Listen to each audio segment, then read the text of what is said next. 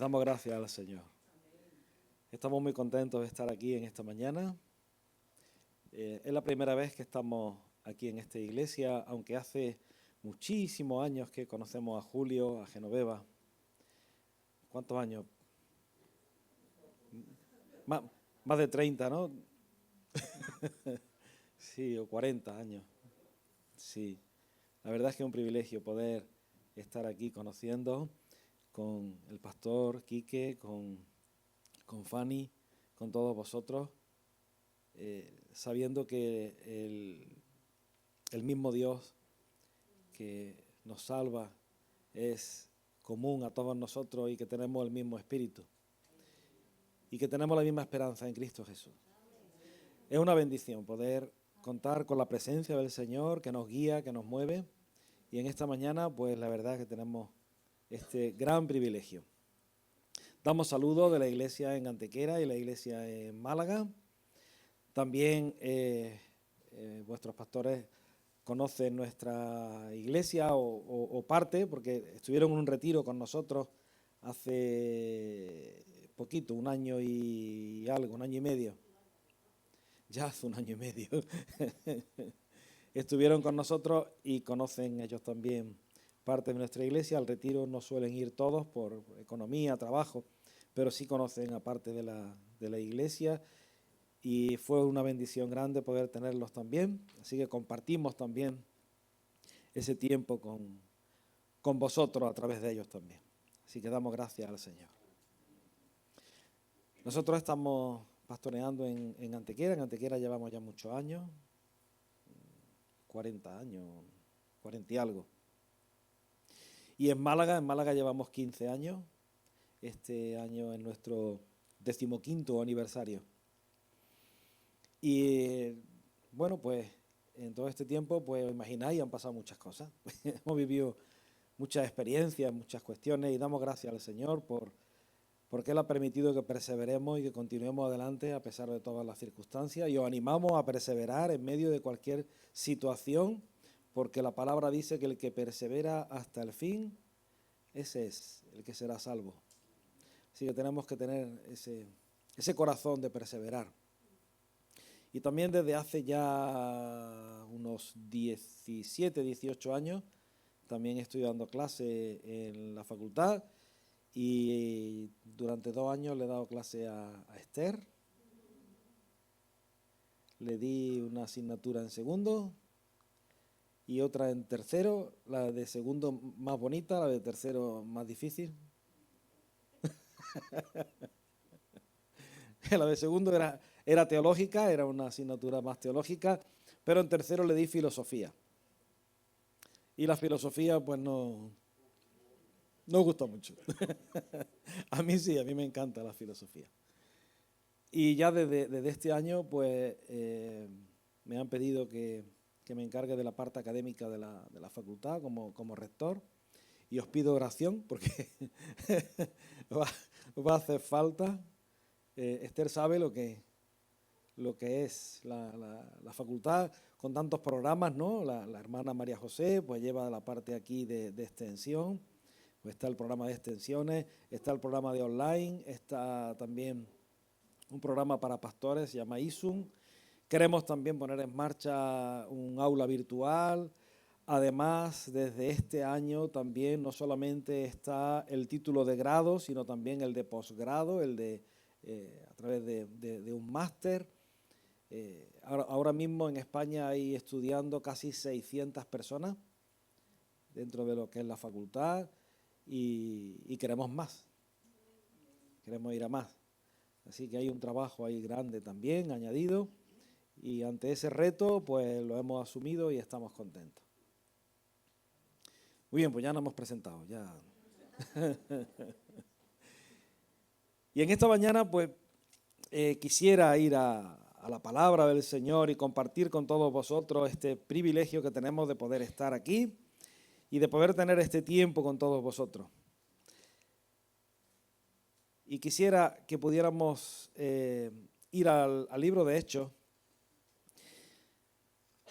Y en esta mañana yo quisiera hablar de la obra poderosa del Espíritu Santo.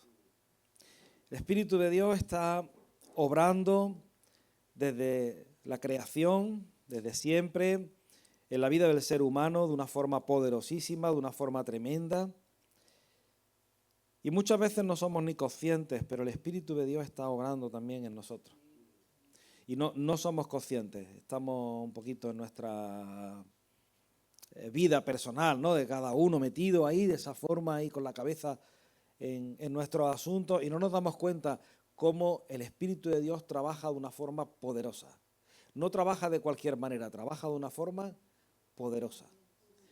Y no nos damos cuenta, no nos damos cuenta. Hay un montón de cosas que ocurren a nuestro alrededor, nos quejamos cuando algo no sale bien, parece que eso es lo que ocupa la mayor parte de nuestra mente, algo que no nos ha salido bien, algo que no nos gusta, pero hay un montón de cosas que el Espíritu de Dios está realizando en nosotros.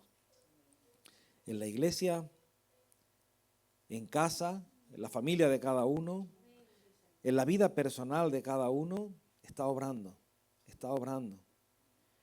Desde luego podemos decir de una forma clara que nos ha traído hasta aquí, de una forma clarísima, y que tiene para nosotros todavía más. Así que es un privilegio enorme tener al Espíritu de Dios en nosotros.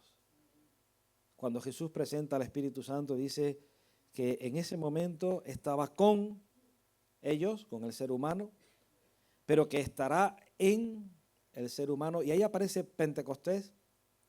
Y en Pentecostés hay un vuelco total en la persona del Espíritu Santo con respecto a el ser humano, y puede vivir en nosotros ahora limpios por la sangre de Cristo. La sangre de Cristo nos limpia para que en esa santidad que Cristo nos da, el Espíritu de Dios viva en nosotros. Y el Espíritu de Dios trabaja en nosotros en un proceso que se llama santificación. Esa es la base de todo el movimiento de santidad, de donde viene el pentecostalismo y de donde venimos nosotros, Asamblea de Dios. Cristo nos hace santos de forma instantánea, pero entramos en un proceso en el que tenemos que quitar muchas cosas de nosotros. Así que está por una parte la obra de Cristo que permite esa santidad en nosotros, y a partir de ahí tenemos un trabajo enorme para ir limpiando, para ir quitando cositas, vicios, situaciones que tenemos que limpiar en nuestra vida. Y cada uno sabe, el caballo de batalla de cada uno sabe cuál es. En el carácter, en cosas antiguas, situaciones que no se han resuelto. Cada uno lo sabe y tenemos que limpiarnos, que purificarnos. Y ahí nos ayuda el Espíritu Santo, si te dejas trabajar. Quisiera ir al libro de Hechos para introducir a través de un personaje bíblico, introducir esta situación. Hechos capítulo 4, nos dice la palabra desde el versículo 32 hasta el versículo 37, dice: y la multitud de los que habían creído eran de un corazón y un alma. Y ninguno decía ser suyo propio nada de lo que poseía, sino que tenían todas las cosas en común. Y con gran poder los apóstoles daban testimonio de la resurrección del Señor Jesús, y abundante gracia era sobre todos ellos. Así que no había entre ellos ningún necesitado, porque todos los que poseían heredades o casas las vendían y traían el precio de lo vendido y lo ponían a los pies de los apóstoles, y se repartía a cada uno según su necesidad. Qué maravilla, ¿no? Que esa vida en común tan impresionante. ¿Cuesta trabajo que dos personas se pongan de acuerdo? ¿Y tres? ¿Y una familia? Si hay una herencia y hay 5 hermanos, los 5 no dan guerra ninguna, ni hay problemas de nada. Sí, o hay alguno, o hay 2, o hay una situación. ¿Conocéis casos de algunos mediáticos, ¿no?, que salen en la tele? ¿Sí? ¿Acordáis de algún caso así? Es normal, ¿no? El dinero, el amor al dinero. El dinero rompe familias. El dinero hace muchísimo daño. Y ahora llega el Espíritu Santo y es capaz de poner de acuerdo a gente que ni se conoce o que se conoce en una situación distinta, y ahora los va a unir completamente y va a tocar el bolsillo de todos. ¿Alguien más que el Espíritu Santo puede hacer eso? Imposible. Imposible. Quiero repetir algunas partes de lo que hemos leído. Dice que los que habían creído eran de un corazón y un alma. Tenían una misma mente, no solamente una misma meta en Cristo Jesús, sino que tenían un corazón y un alma. Pensaban como una sola persona, vivían como una sola persona. Y nadie decía, esto es mío, sino que todo se ponía en común. La obra del Espíritu Santo es impresionante. Generosidad, romper estructuras personales. Una de las primeras cosas que aprende un niño de pequeño es mío, ¿no? Y hazle tú, un niño pequeño de 2, 3 añitos, abraza a su madre y dile, ay, no, es mi mamá, es mi mamá. ¿Qué te dice el niño? No, es la mía. Hay una identidad de pertenencia ahí grande, ¿no?, en el ser humano, desde muy pequeño, algo que desarrollamos muy pronto. Llega el Espíritu Santo y rompe con esa estructura, rompe con eso que es algo que va con nosotros, que desde pequeño ya lo tenemos, es mío. Esa necesidad de compartir, esa necesidad de no decir que algo es mío propio, sino ponerlo en común. Dice, si alguno tenía una heredad, la vendía y ponían el precio de lo que habían vendido, lo ponían a los pies de los apóstoles. Esa confianza, esa generosidad, ese no prever el futuro, sino depender totalmente de Dios. Esa es la obra del Espíritu Santo. Y hay un personaje donde nos hemos quedado, en el versículo 36, dice entonces José, por ese nombre quizás no nos suene tanto, a quien los apóstoles pusieron por sobrenombre Bernabé, ese ya sí nos suena un poquito más, este Bernabé que significa, que traducido es, hijo de consolación. Levita, natural de Chipre, como tenía una heredad, la vendió y trajo el precio y lo puso a los pies de los apóstoles. Así que encontramos a Bernabé, lo encontramos dentro de esa dinámica que el Espíritu Santo estaba haciendo en medio de la iglesia. Y lo encontramos con un corazón generoso, transformado, confiando totalmente en Dios. Ha cambiado su vida completamente. No sabemos de dónde venía Bernabé, pero sí sabemos que es uno de los que el Espíritu de Dios transformó en esta primera iglesia, en esta primera comunidad. Y lo vemos un poquito después también, en el capítulo 9, cuando el apóstol Pablo se encuentra con Jesús y vuelve a Jerusalén.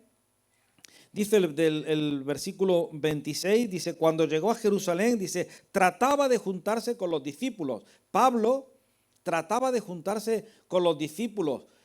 Se acababa de convertir. Sabéis que Pablo perseguía a la iglesia, así que no se fiaba nadie de él. Dice, pero todos le tenían miedo, no creyendo que fuese discípulo.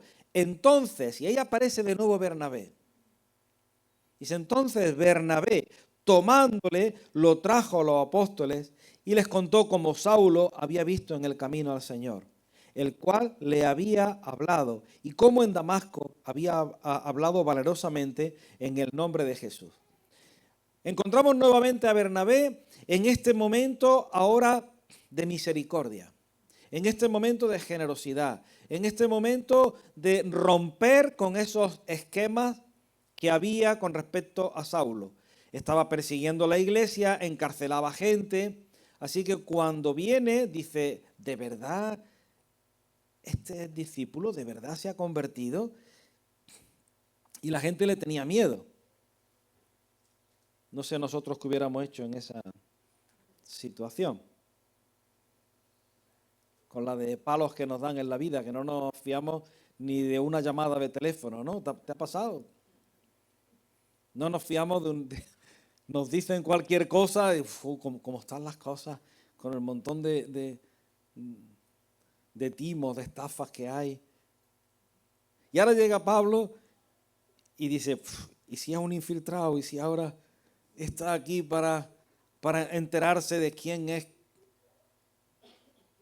Y nos mete en la cárcel y la gente le tenía miedo. Pero encontramos hoy a Bernabé, un hombre transformado, un hombre que el Espíritu de Dios lo ha guiado y que tiene misericordia de Pablo. Ponernos en el lugar también de Pablo. Te conviertes al Señor, predicas poderosamente, tienes que escapar de Damasco metido en un canasto y descolgado por el muro porque te querían matar, y ahora llegas a Jerusalén ya por fin y nadie se quiere juntar contigo. Ni los que te han mandado antes porque eres un traidor y has desobedecido y tal, ni tampoco los que ahora son creyentes porque no se fían de ti, ¿no? Te tienen miedo. Imagínate, ¿no? Esa situación de Pablo, incomprendido. Y además Pablo tenía, según él relata en el libro de Gálatas, él recibe una revelación que no la entiende nadie, una revelación enorme. Pablo no tiene una progresión en sus cartas. Pablo no tiene una progresión en su vida de conocimiento, sino que él recibe todo. En 3 días el Señor le ha dado un impacto tremendo, sin comer, sin beber, sin ver, con una escama en los ojos, no ve nada. Y ahí ha tenido un impacto enorme y ahí entiende un montón de cosas. Y de ahí tiene que huir a Arabia, porque nadie lo entiende. Y pasa 3 años en Arabia. Él relata todo eso en el libro de Gálatas. Y cómo él tiene un conocimiento que incluso supera a los propios apóstoles en ese momento. Los apóstoles todavía no tienen ese alcance que él tiene. Él va a ser el predicador a los gentiles. Él es el que va a predicar el evangelio a reyes, a gobernantes. Así que tiene un conocimiento dado por el Espíritu Santo enorme y no sabe qué hacer. Pero el Espíritu de Dios preparó a alguien especial, a Bernabé. Alguien que el Espíritu de Dios lo guía y alguien que es sensible a las cosas del Espíritu de Dios. Y en esta mañana yo quisiera que pudiéramos ir entrando dentro de ese personaje, de ese dejarnos guiar por el Espíritu de Dios, esa comunión con el Espíritu de Dios, tan importante. Pablo tiene que ir después a Tarso, y además lo envían los mismos apóstoles. Mira, vete a Tarso y tal, y él se tiene que ir, y allí pasa desde que se convierte hasta que vuelve de nuevo y se habilita y tal, han pasado aproximadamente 17 años. Si vamos al capítulo 11 del libro de Hechos y leemos desde el versículo 19. Y mientras estoy en el 10, doy la vuelta.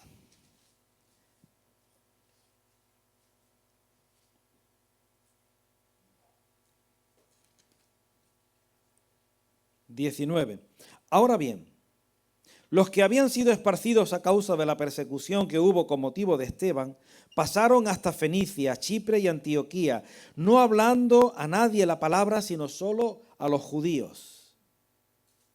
Había creyentes, pero había creyentes que tenían más comunión con el Espíritu Santo, más luz del Espíritu Santo, pero otros tenían menos, tenían más prejuicios. Iban predicando y no le predicaban a todos, sino solamente a los judíos.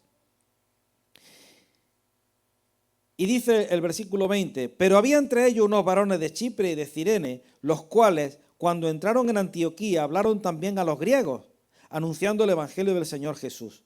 Y la mano del Señor estaba con ellos, y gran número creyó, y se convirtió al Señor. Había gente que tenía más luz, que tenía más entendimiento.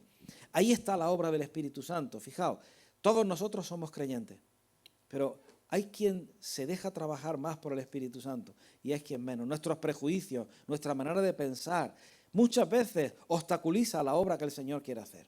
Y tenemos que ir mucho más allá. El Espíritu de Dios está hablando. El Espíritu de Dios está haciendo una obra en nosotros. Y tenemos que tener ese oído fino en oración para entender lo que el Espíritu de Dios tiene, ese discernimiento, esa comunión con el Espíritu Santo. Y aquí encontramos una iglesia poderosísima, rica, enorme, Antioquía, que va a ser prototipo de las iglesias futuras que el Espíritu de Dios va a levantar. y además fue una de las 4 grandes sedes de la antigüedad durante siglos, Antioquía. Y se va a levantar porque hubo un grupo de personas que se atrevió a predicarles a los no judíos. Se atrevió, porque había muchos judaizantes que estaban en contra.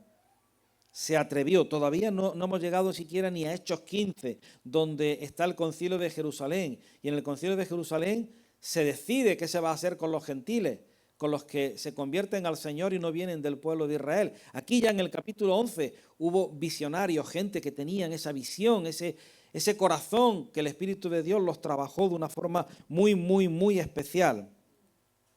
Versículo 22, llegó la noticia de estas cosas a oído de la iglesia que estaba en Jerusalén y enviaron ¿a quién?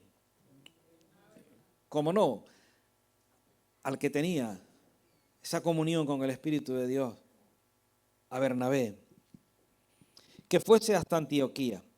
Cuando llegó y vio la gracia de Dios, fijaos qué sensibilidad tenía, qué corazón sensible tenía, qué sensibilidad al Espíritu de Dios. Nada más llegar, mira, aquí está la gracia de Dios. Esto no es algo ajeno al Evangelio, esto no es algo diferente, aquí está la gracia de Dios. Él lo ve claramente. Fijaos quién era Bernabé. Cuando llegó vio la gracia de Dios y se regocijó. Y exhortó a todos a que con propósito de corazón permaneciesen fieles en el Señor, porque era varón bueno y lleno del Espíritu Santo y de fe. Bernabé tenía una sensibilidad especial para las cosas del Espíritu. Y se dio cuenta, estos son gentiles, no vienen del mundo judío. Estos no son diferentes a los de Jerusalén, están teniendo un tipo de culto distinto, se mueven de forma distinta, pero la gracia de Dios está aquí. Y lo ve y se regocija, se alegra. Y les dice, seguid adelante, permanecer en el Señor. ¿Por qué? Porque era varón bueno y estaba lleno del Espíritu Santo. Necesitamos esa comunión con el Espíritu Santo. Necesitamos desarrollarnos de esta manera. Es difícil muchas veces para nosotros entrar en cosas quizás que nos ponen en contra de los demás. Bernabé tenía que volver a Jerusalén. Las instrucciones que tenía es, ve allí a ver qué está pasando. Y ahora tiene que venir y tiene que decir, aquello es obra del Espíritu Santo. Tiene que decirlo, tiene que defenderlo. Pero él lo ve claramente, se regocija. Ese compromiso con la iglesia, ese compromiso con el Señor. Y ya sabéis perfectamente que es uno de los enviados en Hechos capítulo 13, cuando el Espíritu Santo los envía ya en esos viajes misioneros. Primer viaje misionero de Pablo y de Bernabé. Ahí aparece ya Bernabé predicando el Evangelio junto con Pablo. Y cuando va a empezar el segundo viaje misionero en el capítulo 15, hay una pelea con Pablo. No se ponen de acuerdo. ¿Cuál es el motivo? El motivo es Marcos. Marcos es el motivo. Marcos, al inicio del primer viaje misionero, se va. Abandona. Así que Pablo dice, el que nos abandonó no va ahora a hacer el segundo viaje misionero. Y Bernabé dice, claro que sí que va a ser el segundo viaje misionero. Él tiene una visión, fíjate, aún por encima de la de Pablo. Hasta segunda de Timoteo no encontramos a Pablo reconciliado ya con Timoteo, que dice, tráeme con Marcos, tráeme a Marcos que me es útil para la obra. Pero Bernabé no, Bernabé tenía ese corazón de misericordia, de dar nuevas oportunidades. Ese corazón tocado por el Espíritu Santo. La obra del Espíritu Santo es impresionante. Yo quisiera compartir con vosotros mi experiencia personal, contar una parte de mi vida importante. Esther no lo sabe, me lo han pedido muchas veces, pero en el seminario no lo he dado nunca.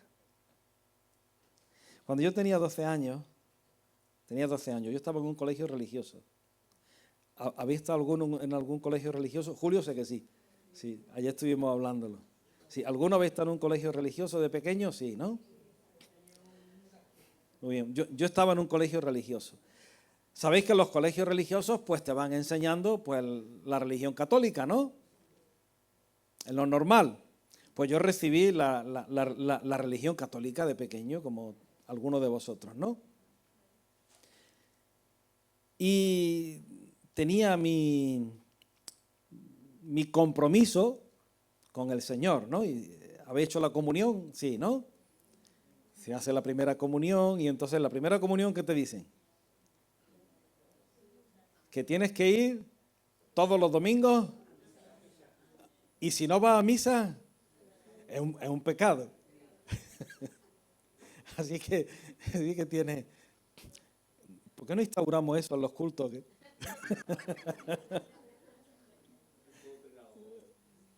Doctrina católico-evangélico.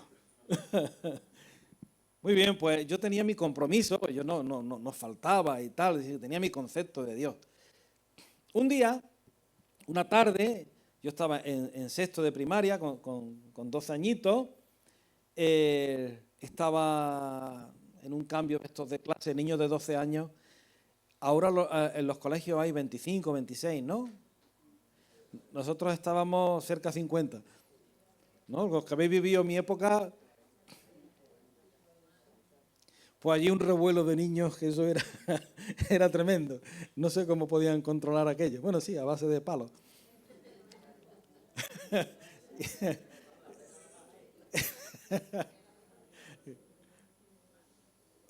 Y, y entonces en un momento de eso, que había un revuelo y tal, yo me quedé mirando así por la ventana, así embobado, así medio oído. Y tuve como un sentimiento así de emoción. Y yo dije así, para mí, para adentro, dije, Señor, yo quiero servirte. Me salió así, de esa forma, ¿no? Y escuché una voz por aquí, en medio del revuelo ese, que me dijo, me servirás, pero tú todavía no conoces. Me dijo. Así que me quedé con aquello y yo intenté irme con los curas, pero mi familia no me dejaba, yo era muy chiquito. Pues lo conseguí con 15 años. Con 15 años me fui a un convento. Me fui a un convento en Alcázar de San Juan, en Ciudad Real. Ahí en ese convento yo no encontré lo que buscaba. Me encontré con situaciones un poquito... Lo que hay en el mundo, muchas cosas. Y entonces, bueno, estando en el convento, echaba de menos a mi familia, yo nunca había salido de la casa, 15 años, chiquito, y ahí me empezó a pesar ya todo el tema. Pero yo seguía buscando. Y entonces, a través de también con otro compañero, Miguel Ángel Pino, empezamos a orar. Los dos, ¿no? Nos metíamos en la capilla y orábamos, y orábamos, y orábamos. Y para mí aquello, esa forma de orar que hacíamos no era un rezo típico católico, sino que hablábamos con el Señor y empezábamos allí a hablar con el Señor. Leíamos la Biblia y con el tiempo pues dejé de estudiar. Yo estaba estudiando en ese momento segundo de bachillerato. Y dejé de estudiar, ya no estudiaba, iba a las clases, eso sí, claro, lógicamente, pero yo no, me dedicaba solamente a leer la Biblia y a orar. Y perfectamente podía pasar 5 horas orando, un sábado 5 horas orando. Orar y orar y orar y orar y orar. El día 2 de abril del año 82, fue viernes, si queréis verlo en un calendario, fue viernes. El día 2 de abril del año 82, por la noche, yo me puse a leer la Biblia y leí Hechos capítulo 2. Cuando llegó el día de Pentecostés, estaban todos reunidos y empecé a leer. Yo había leído aquello más veces, pero aquello me impactó. Y yo le dije al Señor, Señor, si esto es verdad, yo los quiero. le dije. Y le dije, pero yo no los quiero dentro de unos pocos de años. Yo los quiero mañana. Así le dije yo al Señor, el día 2 de abril del año 82, le dije, yo los quiero mañana. El día 3 de abril, sábado, pues por la mañana, lo lógico que hacer es, en fin, vida de convento. No os voy a contar mucho de la vida del convento. Vida de convento, te levantas muy tempranito, vas a tus rezos, vas a tus cosas, no sé cuánto, que si la misa, qué tal, y luego pues toca que si ya sábado por la mañana limpieza, la ropa, no sé qué, no sé cuánto, tal, no sé qué. Llegó la hora de comer y después de comer, como era mi costumbre, me fui a orar. Me fui a la capilla, cogí una silla, era una silla de cocina, de esa, una silla de metálica con varilla así metálica, el respaldo de varilla y las patas así metálicas y un asiento así como de nácar, no sé si habéis visto esa silla o acordáis de una silla así antigua de formica, de cocina, ¿no? Típica. Pues yo la metí en un hueco de una ventana. En un convento los huecos de las ventanas son paredes muy anchas. Así que yo lo metí allí y como era mi costumbre me puse a orar. Y entonces pues estaba orando y orando, dándole gracias al Señor por las cosas, poniéndome en sus manos, alabándole. Todo lo que yo veía en el libro de Salmos, todo lo que yo veía en la Biblia y todo eso, pues yo repetía y daba gracias a Dios. Esa era mi oración. Y bueno, me emocioné bien y ya empecé a mover un poco los labios y tal, y empecé ya a hablar así en voz alta y gracias Señor y tal y no sé cuánto. Yo estaba ahí en mis cosas y bueno, y echando de menos a mi familia y todas las situaciones que yo tenía allí dentro y gracias, y de repente no entendía lo que estaba hablando. No lo entendía, yo no lo entendía.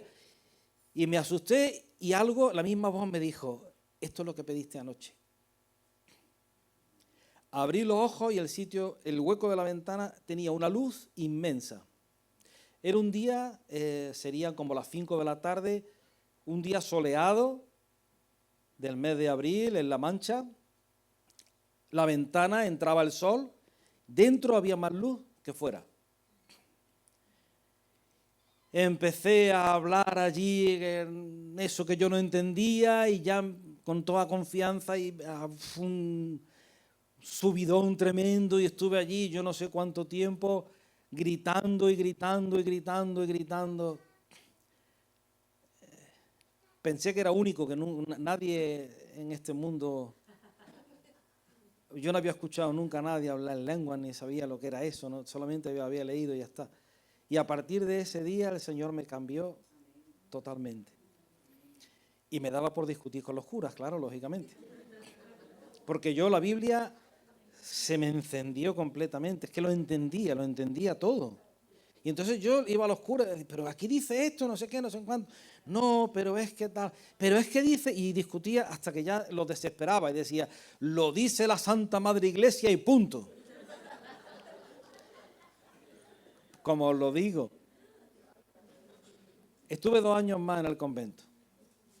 Después de eso estuve 2 años más en el convento, hasta que ya empecé a tratar con gente que había tenido una experiencia como la mía, que ya me enteré que sí existían. Los pentecostales. Y entonces, a partir de ahí ya mi vida cambió completamente. Llegué a mi casa, vacaciones de Semana Santa. Ese año la Semana Santa cayó, ese sábado era el día anterior al Domingo de Ramos, así que era la Semana Santa. Yo llegué a mi casa en el día jueves por la mañana. Viajé la noche del miércoles al jueves, porque en ese momento en La Mancha no daban las vacaciones en la semana de Semana Santa, sino que la daban jueves, viernes, sábado y domingo y luego la semana posterior. En ese momento era así. Entonces yo fui a mi casa. Mis hermanos no me conocían. Yo hablaba cosas, ellos no me entendían. Mis padres tampoco. Mis amigos tampoco. Así que el Viernes Santo, Antequera, Semana Santa, en lo más silencioso y en lo más de Semana Santa, como a las 11 de la noche, estaba pasando por el sitio principal, la procesión y tal, me subí a un balcón y empecé allí a dar mi discurso, mi sermón. Estáis en contra de la palabra, esto es idolatría, las tradiciones os están perdiendo, convertíos al Señor. Me cogió una mano por aquí, me metió para dentro del balcón y entre no sé cuántos me pegaron una paliza.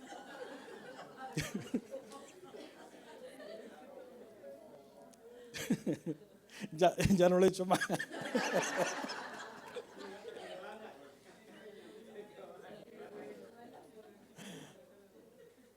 Pero yo no me quedé quieto. Os puedo asegurar que no tenía moratones, que no me dolió en absoluto, como si le estuvieran pegando una esponja. Allí me dieron patadas, me dieron de todo, me tiraron al suelo y me dieron de todo. Y estaba allí conmigo un amigo mío, que seguro que conoce Julio y conoce, que también se convirtió después con esas predicaciones efusivas que yo hacía. Jesús Pedrosa estaba allí y empezó a decirle a los otros, empezó a decir, dejadlo, dejadlo. Yo nada más escuchaba, eran piernas y puños por todos sitios. Y escuchaba, dejadlo, dejadlo, dejadlo. Hasta que ya me dejaron. Pero no me dolió. Yo me levanté como si no hubiera pasado absolutamente nada. Porque yo de miedo. Pero como si no hubiera pasado nada.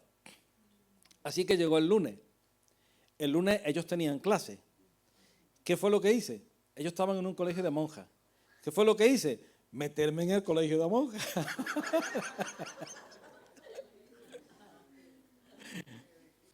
No podía callarme, aquello lo tenía, yo no podía callarme, tenía que salir por algún lado. Así que en el colegio de monjas me puse a predicar. Como unos 30 jóvenes de mi edad, más o menos, me los llevé a un sitio y los puse a todos a orar.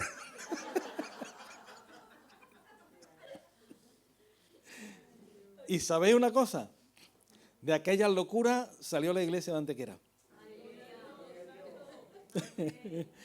Hasta que no lo conseguí, no paré.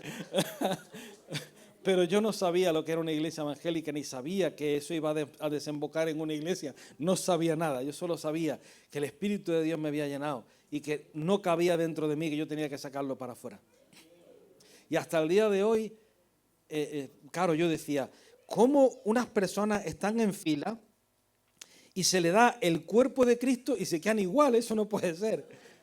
Pero si te entra el cuerpo de Cristo dentro, tú tienes que pegar un salto. Decía yo en mis cortas luces, ¿no? Cuando era antes de todo eso. Claro, cuando vino el Espíritu de Dios en mi vida, dije esto sí, claro que pegué un salto. Yo no estaba tranquilo con nada. Tenía que decirle a la gente, Cristo es quien te salva. Cristo es el Señor. Sin Cristo no hacemos nada. Y nadie me había predicado. Nadie. Yo soy una persona, porque muchas veces dice, alguien te trajo el Evangelio. A mí no me predicó nadie. La Biblia solamente. 5 horas de oración diaria y la Biblia solamente. Y en un convento. Así que fijaos, la obra del Espíritu Santo. Yo en esta mañana yo quisiera que entendierais el poder del Espíritu de Dios. Fijaos lo que es un niño de 15 años. Un niño de 15 años. El Espíritu de Dios lo coge y hace todo eso. No es porque fuera yo, lo hace con cualquiera. El Espíritu de Dios transforma vidas, el Espíritu de Dios hace cosas. Y aquí encontramos a Bernabé, lo encontramos haciendo esas maravillas, esas cosas, esa visión. Cuando nadie era capaz, él estaba ahí y él va por Pablo y lo trae y lo hace. Solo el Espíritu de Dios es capaz de eso. Ser guiados por el Espíritu de Dios. Quisiera que os animarais.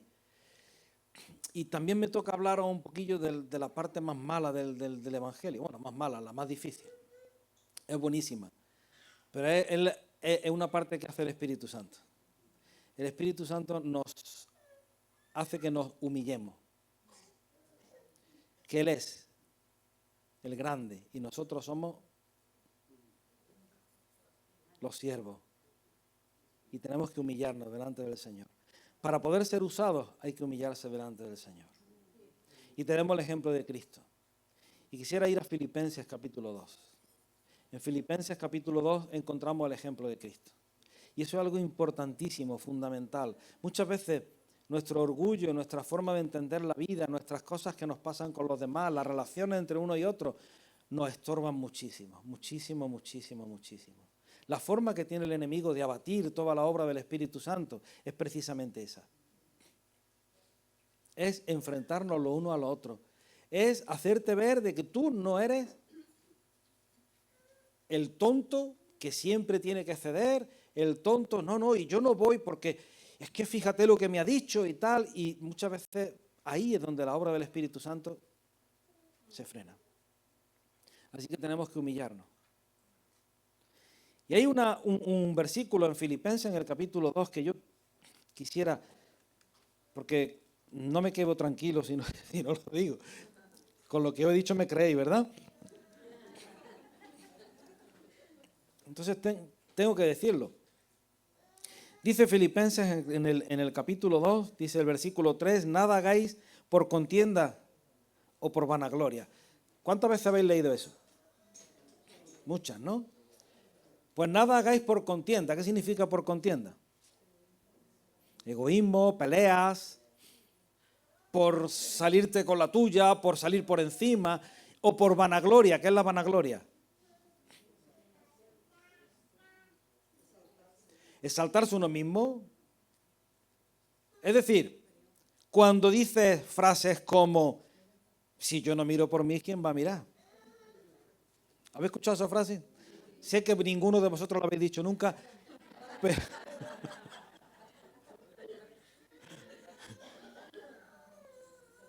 ¿No? Frases como esa, pues yo tengo que mirar por mí. Vanagloria. Cristo mira por ti. Él dio su vida por ti. ¿Te parece poco? ¿Quieres más? Dios hecho carne, el Hijo de Dios encarnado, muere por ti. El que ha creado el cielo y la tierra, lo ha dado todo por ti. Para Él tenemos muchísimo valor, pero no podemos frenar la obra del Espíritu Santo con este tipo de cosas. Así que nada hagáis por contienda o por vanagloria. Antes bien, con humildad. Y aquí viene la frase que hay que grabar con letras muy, muy profundas en el corazón. Estimando cada uno a los demás como superiores. ¿Es la parte difícil o no? Pero si no se lo merece. Pero si es una persona muy trabajosa.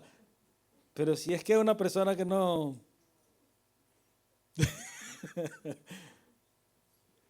Hombre, yo por este sí, porque esta persona es muy buena, pero anda que... ¿Os suenan esas frases? Y hay veces que no lo decimos, pero están aquí y los ponemos en práctica. No frenemos la obra del Espíritu Santo. No la frenemos. No la frenemos por nuestro orgullo, por nuestra mundanalidad, por nuestra carnalidad que la tenemos, que Cristo Jesús la clavó en la cruz. Romanos 6:6, sabiendo esto, que nuestro viejo hombre fue crucificado juntamente con él. Si está crucificado, sí tenemos. Hay un viejo hombre, lo tenemos todo. Y está clavado en la cruz, pero no lo desclaves. No lo saques otra vez a relucir en tu vida, no lo pongas por delante otra vez. Aquí está otra vez. ¿Qué hay que hacer con el viejo hombre? Déjalo allí. Déjalo ya con Cristo. Somos nuevos en Cristo. Hay una vida nueva. Entendemos cosas que ya quisiera mucha gente entender, que están buscando, pero no hay quien los lleve, no hay quien les predique. Y la obra del Espíritu Santo frenada muchas veces por nuestras propias cosas. Así que rompamos esquemas, rompamos la carnalidad, la coraza, rompamos el barro para que salga el tesoro que hay puesto en él. Segunda de Corintios capítulo 4 dice que tenemos este tesoro en vasijas de barro. ¿Quién es la vasija de barro? Nosotros somos la vasija de barro y está el tesoro escondido, como la estrategia que le dio Dios a Gedeón.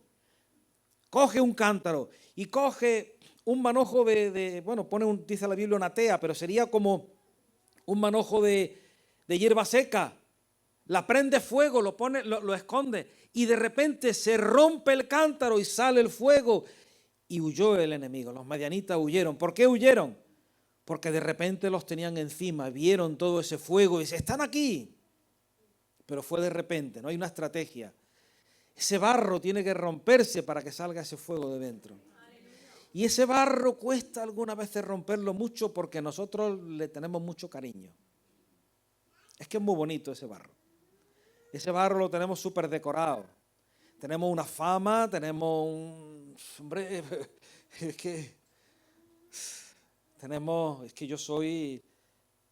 hay que romper ese barro. Vamos a repetir la frase, ¿no? ¿Repetimos la frase? Vamos a repetirla así todos juntos y vamos a repetirla, pero vamos a grabarla bien en el corazón. Dice, estimando cada uno a los demás como superiores a él mismo. ¿Esa frase te toca, te dice algo? Piensa ahora mismo en alguien que para ti es una china en un zapato. Piensa ahora mismo y dile, Señor, es tan importante esta persona para ti que enviaste a tu Hijo único a que muriera también por esta persona.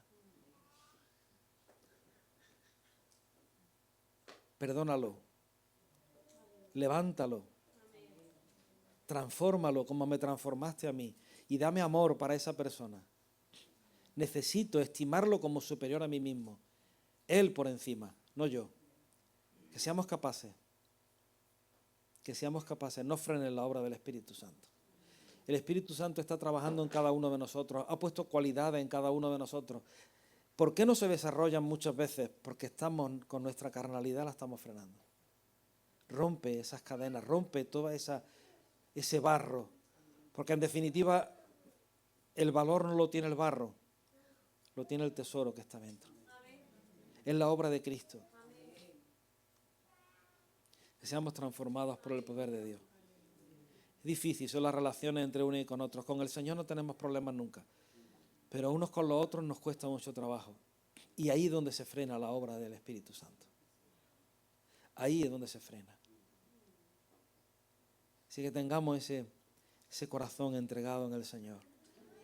Ese corazón para que el Señor haga la obra que Él quiere. Quisiera que pudiéramos orar